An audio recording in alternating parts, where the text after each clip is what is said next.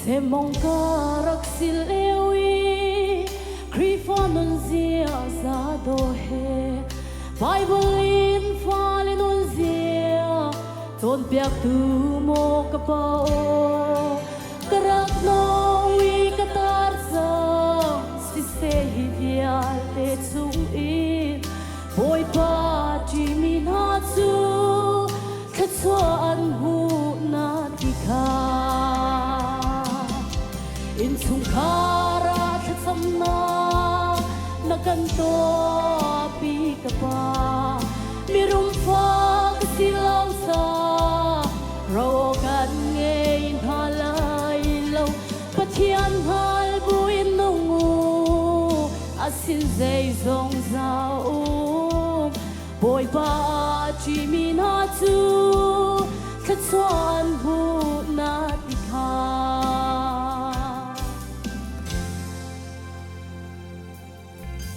mi tampi chu pulpit chu lo in mission rian an tua mission rian to thung kharit ai thok thong a sinati kan chung khar ban sung mui tham leng chang se na kan ti kha tapi chung khar cha mission rian to tu ka pa in chung khara thacham na nakan to pi ka pa mirum fa ka silaw sa rawo kan ngei halai lo pathian hal buin nungu asin sei song sao boy pa chi min ha chu khatsuan hu na dikha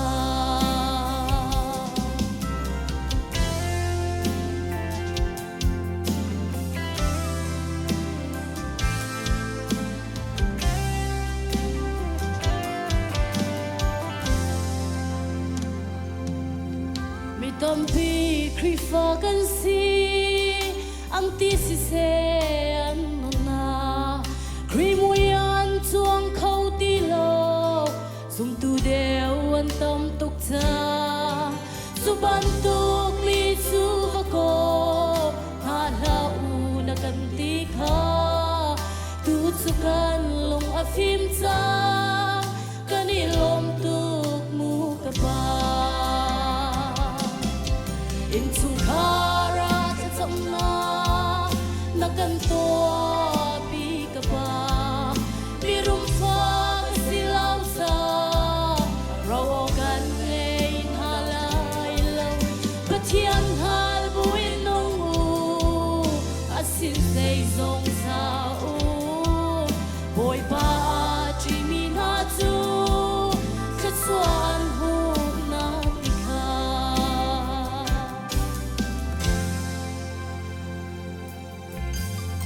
kharao athat khâu tu thil na mo to lai u chi kribia long inun pi u boy pa long long thang that u nakan ti khamu ka pa nang pang zum fe nak lung put zum tu ni ngai di na se tin sa du na tha ton tha in chung khara thacham na nakan to pi ka pa mirum fa ka silaw sa rawo kan ngei halai lo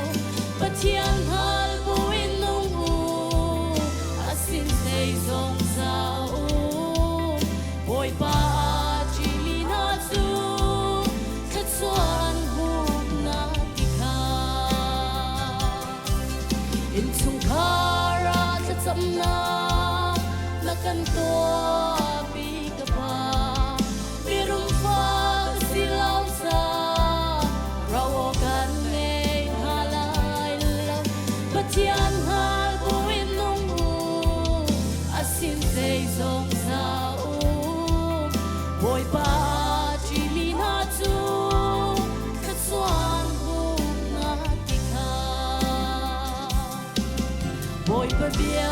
rau vui khát xua hal bia tu cả